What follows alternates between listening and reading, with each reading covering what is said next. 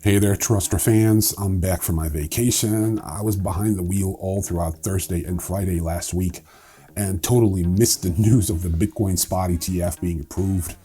So imagine my surprise when I opened my laptop Saturday morning to discover that the Omnibus Order number 34-99306 by the SEC, amending the rules of New York Stock Exchange, NASDAQ and Cboe BZX to allow for the listing and trading of shares of a trust that would hold spot Bitcoin in whole or in part, was finally approved.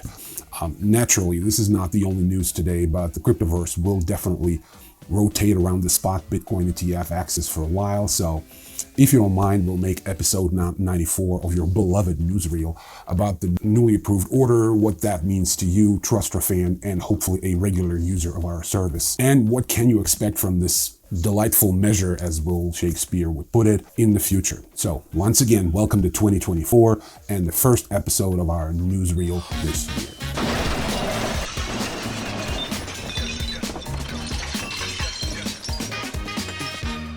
In an uneasy 3-2 vote, the U.S. Securities and Exchange Commission has officially approved the United States' first 11 regulated spot Bitcoin exchange-traded funds. On January 10th, the regulator approved applications from ARK Invest, that is, 21 Shares, Invesco, Galaxy, VanEck, Wisdom Tree, Fidelity, Valkyrie, BlackRock, Grayscale, Bitwise, and Franklin Templeton. The road to approval sure was a weird one. If you recall, some fears spread briefly on Wednesday, and we're not going to go too far. On Wednesday, after the SEC's filing announcing the approval of 11 spot Bitcoin ETF applications disappeared from the agency's website before reappearing somehow. And then the most crypto thing ever occurred. A hacker gained access to the SEC Twitter account. I'm going to keep calling it Twitter. I'm sorry, I don't feel right calling it X. So Twitter account, and published a false approval of a spot Bitcoin ETF. According to Twitter, an unidentified actor gained control of the phone number associated with the SEC account and used that to access the SEC's official Twitter page. Apparently, the organization that teaches us how to blow our noses did not have two-factor authentication enabled on its main Twitter account, allowing this type of hack, commonly known as a SIM swap, to happen. The security breach was followed by requests from senators calling on the SEC to provide a report to Congress within the next few days. The FBI is investing, blah, blah, blah. The fake out spurred a flurry of excited tweets before SEC Chairman Gary Gensler alerted potential investors to the hack, a correction that led to myriad memes and ridicule of the agency online. Anyway, the SEC succumbed to the pressure caused by the ruling in the Grayscale case and approved the thing. Voila. On the day of the approval, Bitcoin, as of Thursday morning, that was when it was approved on the 10th, was up more than 5% over the prior 24 hours to about $47,600, only to come back down to $42,627 this Monday afternoon when I'm recording this. There are some fairly prosaic explanations to the slide, but I don't want to diminish the grandeur of the occasion, so I don't want to drag you down from the cloud. So let's enjoy the moment while we can. Especially since the second most popular cryptocurrency, Ether, was up double digits with a 10% rally, pushing it above $2,600. And surprisingly, unlike Bitcoin, it's holding at 2,500-ish right now, perhaps on the news that the whale of whales, Larry Fink, the CEO of BlackRock, is actually looking forward to a spot Ethereum ETF, or maybe because trading on the Ethereum blockchain became somewhat ungodly expensive and excruciatingly slow. I don't know, but the fact is, ETH is more or less holding at a Thursday rally level, so it's a good thing. So as you can imagine, hopes are pretty high among crypto enthusiasts who believe spot Bitcoin ETFs will usher in a new era for Bitcoin, even though it may take months for some investment advisors to start bringing client money to Bitcoin. However, right off the bat, the first day of trading reached more than $4.5 billion in total volume across 10 ETFs, with Grayscale Bitcoin Trust as a top performer, handling $2.3 billion in volume on day one.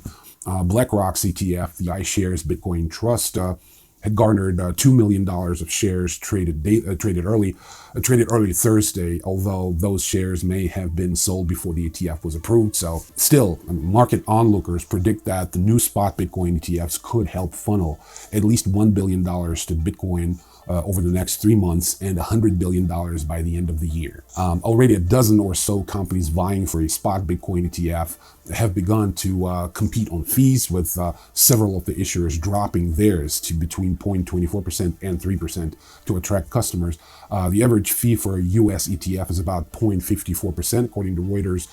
For comparison, the $27 billion Grayscale Bitcoin Trust, which also lets investors put money into Bitcoin, has a fee of 2%, although it plans to cut it to 1.5% for its spot Bitcoin ETF. Time will tell. Prominent finance figures have already started rallying support for spot Bitcoin ETFs, including Cathie Wood, CEO of ARK Invest, who actually dropped her fees to 0% for the first 6 months, I think. Anyway, she said it in an interview with Bloomberg TV on Wednesday that although the firm's ETF may not see overnight success, she expects institutional dollars to come around after traditional finance firms work through the due diligence processes. But on the other side of the cryptoverse, I don't know if we should call it dark side or the opposite of the dark, the highly illuminated side, you be the judge. Things aren't as cut and dry as they are with Bitcoin maxis and institutions eager to invest in Bitcoin for you. I had already mentioned that the vote to approve was far from unanimous. In fact, I strongly recommend you get familiar with two dissenting voices, one unequivocally pro, the SEC Commissioner Hester Pierce, and the other against the approval, that is, Commissioner Caroline Crenshaw. I'll include links to both opinions in the description. Both contain invaluable insights, both extremely well articulated and exhaustively footnoted, and yet the points of view expressed are polarly different. They're kind of on a lengthy side, but it's the reading for the ages, especially Commissioner Crenshaw's opinion. So I hope you find it in you to check it out in full length and get really well educated by people who know what they're talking about. Also, asset manager Vanguard said it won't offer the new spot Bitcoin ETFs on its brokerage platform as they do not align with the traditional offerings, pushing some customers toward the exit door. Quote, spot Bitcoin ETFs will not be available for purchase on the Vanguard platform, end quote. It said in a statement to the Wall Street Journal. The company, however, has significant indirect exposure to Bitcoin, as it is one of the largest shareholders of MicroStrategy, wink wink, whose stock is also available through at least 5 mutual funds offered by Vanguard, so go figure. So what does all that mean for you?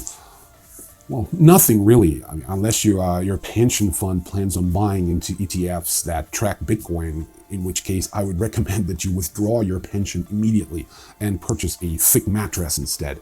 But if you're not there yet, just keep doing what you're doing. Spot markets for Bitcoin are widely available worldwide to any willing buyer. So to gain exposure to Bitcoin is really not that big a deal if you don't mind the fees and know how to self-custody. Actually, helping people with buying, selling, exchanging, and holding digital assets, including Bitcoin, is TRASTRA's specialty, so we can help you with that. Right, so let's move on to some other things that are happening in the cryptoverse. I'm going to go through some headlines so you know that spot ETFs are only a part of the very exciting landscape. So Genesis Global Trading, a subsidiary of Digital Currency Group, agreed to cease operation in New York and surrender its BIT license as part of an $8 million settlement with the state. Duke Wan's legal team has requested a U.S. court to postpone his SEC trial so he can attend personally following the cancellation of his extradition by a Montenegro court in December. Bitcoin's fourth halving event, which will reduce miners' block rewards from 6.25 to 3.125 Bitcoin, could now be just 100 days away on April 22nd-ish, based on estimates using Bitcoin's average block time of 10 minutes. Hong Kong Legislative Council member Johnny Ng, I guess that's how you read his last name, wants a special administrative region of China to accelerate the approval of local spot Bitcoin ETFs, noting the region's regulator had previously stated it was ready to accept applications for Bitcoin ETFs. Let's keep our fingers crossed for Hong Kong. The number of unique active wallets that engaged with Web3 apps increased by 124% in 2023, according to a January 11th report from blockchain analytics platform DappRadar. OpenSea introduced a new feature that simplifies the process of wallet creation and NFT access. Users can now set up a self-custodial wallet with their email address, eliminating the need for complex steps like setting up a traditional crypto wallet. Visa launched a Web3 loyalty engagement solution in partnership with Smart Media Technologies to modernize loyalty programs using digital collectibles and Web3 wallets. Axie Infinity capped the supply of its reward token SLP at 44 billion, aiming to stabilize the token's economy through adjusted in-game rewards. The game's developers also created a stabilization fund, I guess they call it in Norway, to maintain SLP's value, adding to the fund whenever SLP is burned. Yuga Labs released a new trailer for the third playtest of its metaverse project Other Side. It's the name of the project, Other Side, set for release in February. I saw the trailer. It's not really good, I think. Go check that out. I'm going to include the link in the description. Twitter quietly removed the ability for paid Twitter Blue subscribers to use NFTs as their profile picture. While existing NFT profile pictures are still visible, it's unclear if Twitter will phase them out in the future. If that sort of thing is your cup of tea, I guess you should be worried. And finally, Venezuelan national cryptocurrency, the Petro, will cease to operate on January 15th. The state-ran oil-backed coin was created in 2018 to help the country evade United States sanctions, but was never widely used. Well, the reason it wasn't widely used is precisely what I've been saying for years now, I guess. The re-centralization of crypto basically makes it so intertwined and so tightly integrated with the United States financial system that it's virtually impossible for any coin that's independent of that, exist the way it was conceived from the beginning, as a decentralized means of value transfer that has nothing to do with the United States. Well, that's one of the reasons. I mean, we'll put the rest of the reasons aside, but this is the major one, because Petro had nothing to do or tried. Because Venezuela is just sanctioned up to yin yang in the United States, nothing that comes out of it, including financial products and derivatives, can really exist, alongside the dollar. That's basically it. But anyway, thank you so much for watching this one, and I will see you in the next video. Make sure to subscribe to our YouTube, our TikTok. We're going to start posting there. And that's it. Thanks so much for watching. I'll see you in the next one. Peace.